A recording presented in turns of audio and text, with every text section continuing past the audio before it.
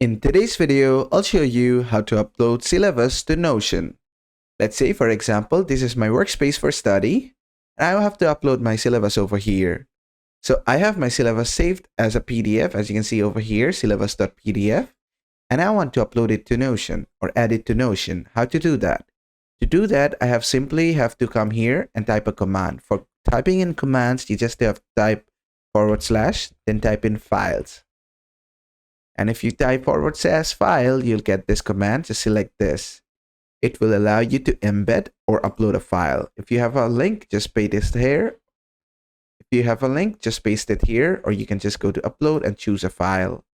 I'm going to select the syllabus.pdf and click on open.